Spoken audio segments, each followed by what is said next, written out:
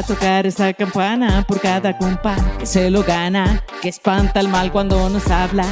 Conéctate a esta voz cada mañana. Yeah, right. Compartir, contar las cosas que nos pasan, análisis y reflexión de nuestra vida diaria, sentirnos mejor con nuestros sentimientos y emociones. Y ahora yo soy, todos los lunes a las 5 de la tarde. Hola, hola, ¿qué tal? ¿Cómo estamos? Gracias a ustedes por acompañarnos en este espacio comunicativo, de contenido y también pues para decir que ahora yo soy. Y estamos hablando de nosotras y la sexualidad.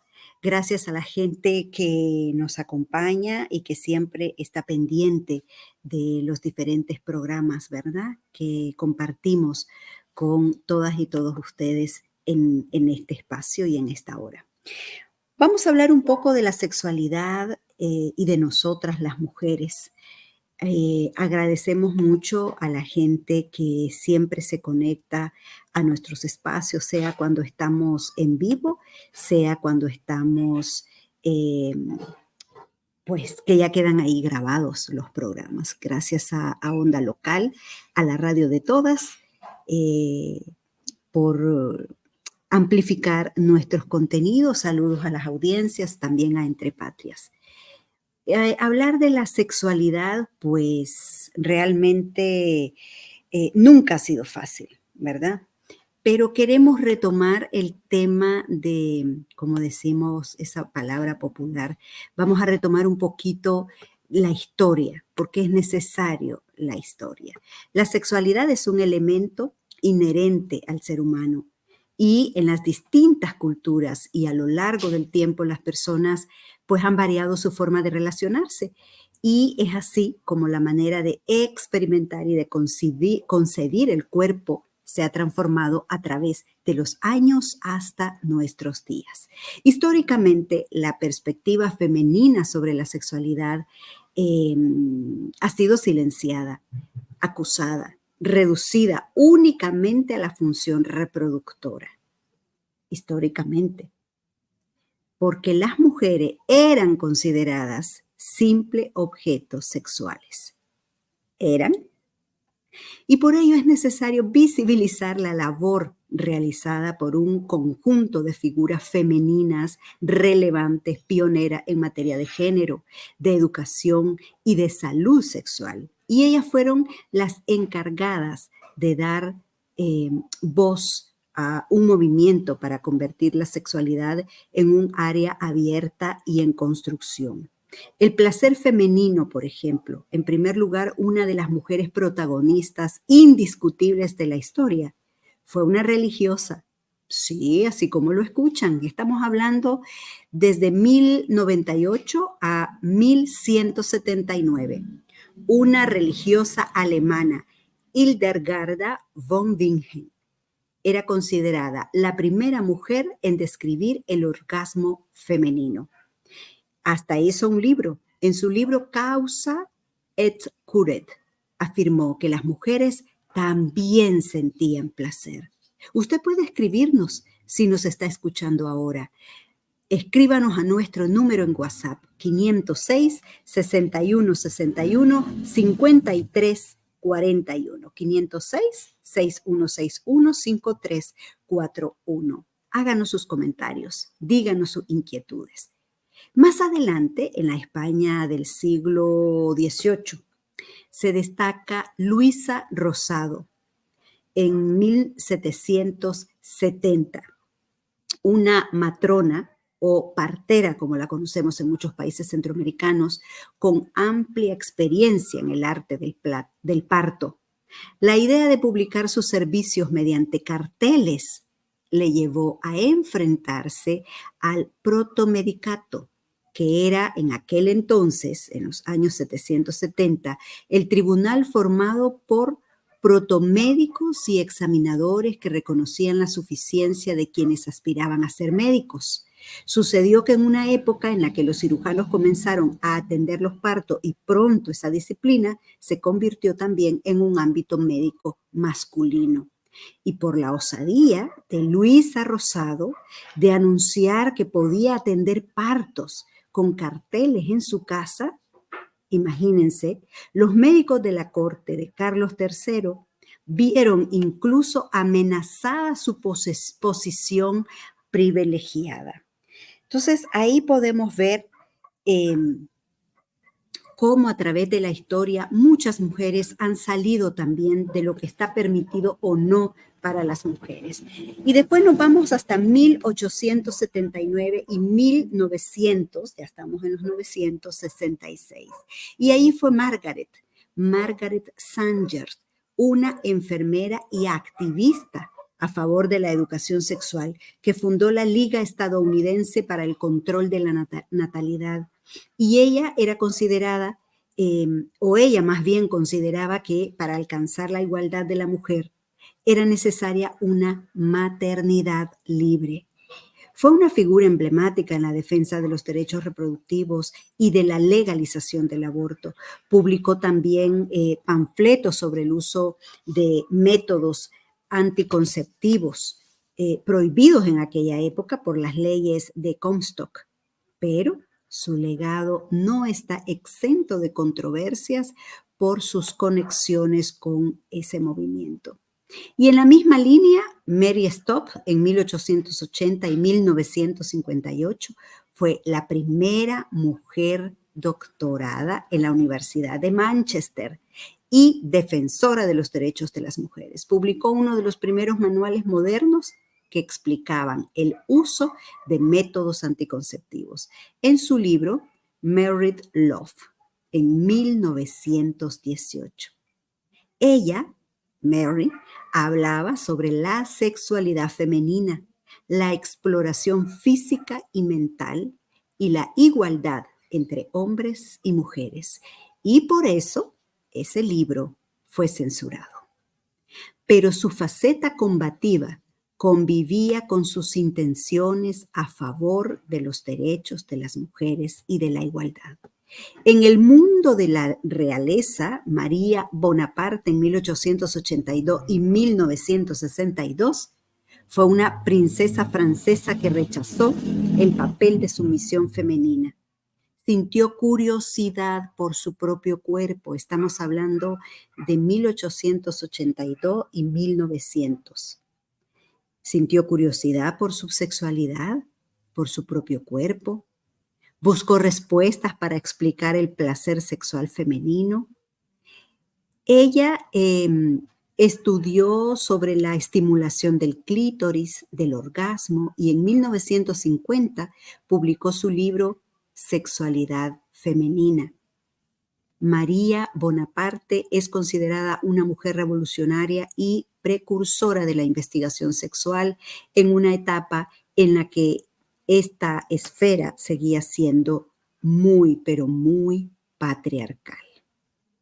Entonces, vemos cómo hablar de la sexualidad, además de ser un tabú, ha sido como un tema prohibido para las mujeres. Y han habido esas antecesoras nuestras que han estado al pie de poder abrir puertas, buscar contenido, exponerse también ellas mismas en esos tiempos y en esos años. Por eso es tan importante hablar de este tema, de la sexualidad entre nosotras y, ¿por qué no?, entre nosotros también. Para mí, la sexualidad forma parte de nuestra vida. Lo que a mí me pasó es que la forma de vivirla, fíjese que cambió con la edad. Cuando fui muchacha, tenía muchos enredos y colochos entre lo que sentía y lo que me decían. Era una tensión así entre deseo y represión. Después de haber tenido, fíjese, tantas parejas, decidí tener una hija y ahora estoy sola y me siento bien. Hay muchas cosas que me dan placer y he aprendido a dármelo también yo misma. Tengo suficiente privacidad, una casa segura sin que tenga que tener la intromisión de otra persona o de vecinos. Gracias a ustedes por acompañarnos en este espacio de Y ahora yo soy, nosotras y la sexualidad. Recuerden que pueden escribirnos a nuestro número en WhatsApp 506-6161-5341, pero también pueden poner sus comentarios a través de las plataformas en Facebook de Radio Voz y en YouTube de Radio Voz. Ustedes pueden compartir este contenido posteriormente que aparecerá en Spotify. Muchísimas gracias a la gente que hoy nos acompaña de Agenda Propia, la radio de todas. Saludos para ustedes, queridas. Gracias por compartir estos contenidos. Gracias, muchas gracias. Vidas Caribeñas también se nos unió recientemente, así que gracias a Vidas Caribeñas y a toda su audiencia por acompañarnos, por ser parte de estos contenidos, de poder retroalimentar también los temas, los programas. Saludos a la lupa. Y les recordamos escribir, comentar. Cuando una mujer disfruta libremente de su sexualidad, y ahí a la gente que nos está viendo en vivo o que lo vean después, van a ver en YouTube y en Facebook ese video que hablaba, para mí la sexualidad es... Entonces, cuando una mujer disfruta libremente de su sexualidad, se enfrenta a críticas tanto de su familia como de la sociedad en general. Al contrario, si un hombre hace lo mismo, suele ser reconocido como un héroe, bandido. ¡Ay, qué galán! Alejandra Collado, investigadora del Centro de Investigaciones y Estudios de Género de la UNAM en México, UNAM con M del México, explica que desde el momento en que se informa a una madre durante un ultrasonido que tendrá una niña, se genera una serie de expectativas, una serie de construcciones en torno a cómo va a ser el comportamiento que va a tener esa niña que va a nacer, que será una futura mujer. Los estereotipos de género se construyen desde temprana edad, nos ubican a las mujeres en un espacio privado, o sea, en el ámbito del hogar, en la casa, en las cuatro paredes. La sexualidad femenina, siendo un tema íntimo, como ya pudimos ver a través de la historia, se espera que permanezca en ese espacio asignado históricamente para las mujeres. Uno de los estereotipos más comunes, por ejemplo, dice que las mujeres deben ser discretas, obedientes y tímidas y no gozar de la libertad sexual que podrían tener los hombres. De hecho, existe una visión muy sexista que dice que la única razón por la que una mujer puede ejercer su sexualidad es ¿para qué? Para ser madre o para ser esposa. Así de simple. Sin considerar el disfrute propio, el disfrute de su cuerpo, el descubrir su propio cuerpo.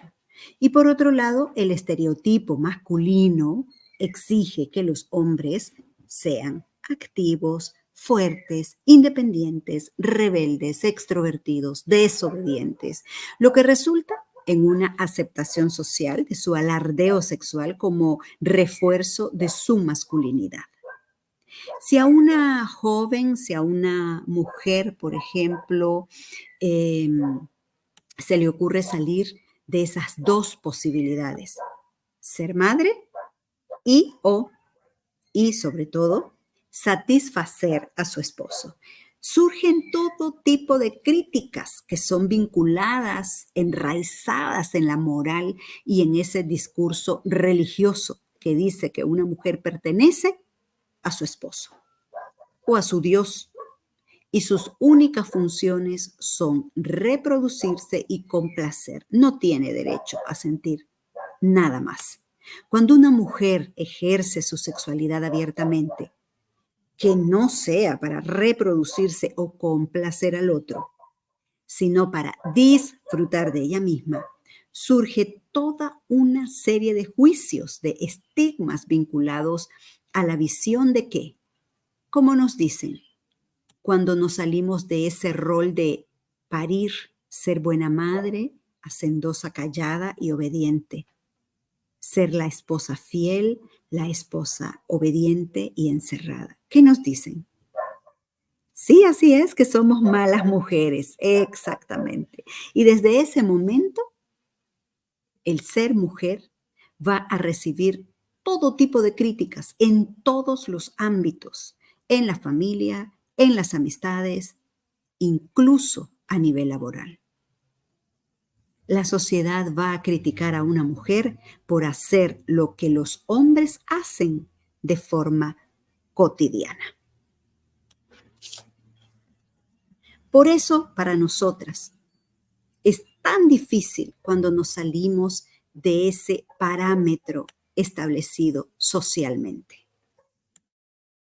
Pues yo soy una mujer que he tenido presión de la comunidad porque no tengo pareja ni hijos, pero pienso, me informo y sé que tengo derecho a vivir mi vida y no hago daño a nadie con lo que soy. Yo tengo mis amores y relaciones, no crean que no. Pero siempre me protejo o hacemos juegos sexuales para darnos placer sin ponernos en riesgo. No quiero tener una relación fija y no tengo por qué dar explicación a nadie. Es el camino que yo elijo. Y es un derecho elegir tu propio camino, elegir tu propio sentir, tu propio pensar. Y esta situación de que vos te salgas de estos dos roles, mamá o complaciente, del otro, cuidado, ¿no? Atentas, pues empeora si se trata, por ejemplo, de una madre soltera, porque ella más que nadie debe ser, abro comillas, prudente, tener un buen comportamiento en cuanto a lo sexual, cierro comillas. Cuando salimos de ese rol social, recibimos todas las críticas como si no tuviéramos derecho a rehacer nuestra vida. Si sos madre, ya no podés ser otra cosa. No podés tener deseo sexual porque está mal visto. La crítica más fuerte muchas veces, y lo sabemos, viene ¿de dónde? De la propia familia, de ese espacio donde también se encuentran más violencia y más estigmas para las mujeres de cualquier edad y sobre todo cuando van siendo adultas. Una madre debe volcar sus energías a sus hijos, sin importar la edad que tengan los hijos, no importa si son pequeños, si son adolescentes, si ya son jóvenes, si son adultos, si ya son casados o no casados, juntados con alguien, si ya tienen su pareja y sus hijos. Esa madre debe siempre estar para los hijos, indiscutiblemente, ¿verdad? Si una mujer vive para sí misma, para sus deseos, para sus propios gustos, entonces es una mala mujer. Y esto se debe a que todas fuimos criadas dentro de una estructura patriarcal, machista y dentro de ese machismo sexista, con una exigencia hacia el género femenino que no se aplica hacia los varones. La vida de una mujer está supeditada a tener un varón a su lado, porque su sexualidad, su deseo, su placer dependen de que tengas un hombre a tu lado. Ahí vas a ser bien vista. Si no, no lo sos. Imagínense a una mujer joven, no sé, joven, 20, 30, 31 años, que no tiene pareja, que tampoco tiene hijos, no se ha dejado panzonear, como decimos popularmente en muchos países de Centroamérica, no se ha dejado poner una barriga, sigue cuidando su cuerpo, su sexualidad, la vive, la disfruta a su manera que ella ha decidido y que ella ha elegido, pero no tiene pareja, no le conocen hombre. Imagínense cómo lo vive una mujer en su comunidad, en la familia. Los comentarios familiares siempre son muy groseros y muy dañinos hirientes para las mujeres que no tienen una pareja o que ya tienen pareja pero no han tenido hijos o que tuvieron una pareja y se separaron y no se quedaron con hijos, porque si ya tenés el hijo es como que ya cumpliste. Entonces, las propias integrantes de la familia, otras mujeres, quienes intentan retomar ese lugar asignado socialmente para tener un buen comportamiento. Bajo ese pretexto, la sociedad somete a la mujer a castigos sociales y en algunas ocasiones incluyen la forma más terrible de violencia. ¿Usted ha oído algo de esto? ¿Usted conoce algo de esto? Por ejemplo, en el sector salud, los profesionales de la salud, en su mayoría, juzgan a las muchachas jóvenes que acuden a una consulta ginecológica y que tienen una vida sexual activa. De hecho, en las zonas rurales de nuestros países, a una muchacha ni se le ocurre ir a una enfermera o a un puesto de salud local a preguntar por pastillas anticonceptivas si no tiene pareja oficial. No importa casada o no casada, pero que ya lo sepa la comunidad, que lo sepa la gente que ya tiene hombre. No, si es que ya tiene marido. Ah, bueno. Uf, qué alivio. ¿Sí? Imagínense.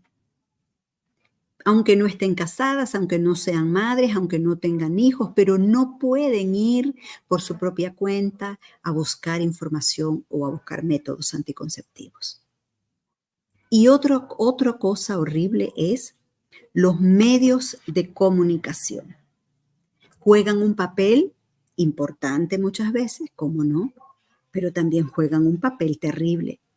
Los medios de comunicación muchas veces contribuyen a esa estigmatización y las ponen en un lugar negativo dentro de sus narrativas. Es decir, que ponen a las mujeres el papel de villana, el papel de malas, y que esas personas merecen castigo en lugar de amor.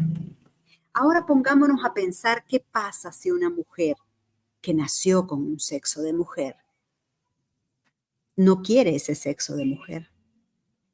Y su emoción y su sentimiento es de un varón. Le gusta, pero ser varón.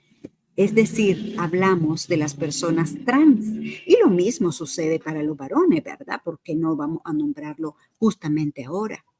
Porque el tema de la sexualidad es como si ya nos encajaron, encasillaron, encajonaron, engavetaron, todo lo que significa en menos liberado. Libertad y liberarse no existe en la sexualidad, sobre todo de las mujeres, efectivamente, pero también los hombres se ven afectados. Esos hombres que nacen con un sexo masculino, pero que su sentir es femenino y que quieren transformar su cuerpo, sus deseos, sus amores, sus parejas a lo femenino. Y que les gustan personas del mismo sexo. ¡Oh, la, la! Entonces la sexualidad es un calvario también. Yo me siento mujer desde hace mucho. Tengo recuerdos de castigo de mi papá. Recuerdo que me decía que tenía que ser macho. Mi mamá me comprendía, pero también tenía miedo y no me protegía. Yo sabía en mi corazón que tenía derecho a vivir como yo me sentía, que no hacía daño a nadie. Entonces me informé, me contacté con un grupo de la diversidad y allí comprendí sobre todo que tenía derecho a decidir sobre mi vida. Como a mí me gusta estudiar y estoy segura de mí misma, ahora sí me respetan. Ya estoy en el último año de la universidad, pero he vivido muchas burlas y discriminación. Me cuesta encontrar una pareja que me quiera. Yo no me siento heterosexual. Me gustaría encontrar un hombre que acepte y ame mi ser mujer. Eso es parte también de nuestra sexualidad. Eso es parte de la sexualidad de las mujeres. Eso forma parte del sentir de las personas, que va más allá del sexo con penetración y la reproducción humana, que va más allá de contraer matrimonio o de tener pareja heterosexual hombre-mujer mujer con hombre. La sexualidad es amplia, diversa, como dice la palabra, la diversidad sexual. La sexualidad es súper amplia, como mirábamos al inicio en aquel material que les compartimos. Una creencia muy extendida, hablando de nosotras mujeres, en cualquier país y en cualquier cultura, especialmente entre los varones, es que las mujeres poseen y ejercen un gran poder sexual, que su poder de seducción es tal que les permite controlar y manejar a los hombres a su antojo. Entonces, después de ponernos villanas, malas en la historia, también somos seductoras y manipuladoras. Pero la realidad demuestra otra cosa. Una y otra vez demuestra lo contrario. Es una minoría las mujeres que viven una sexualidad propia y placentera, como decía el testimonio anterior a este.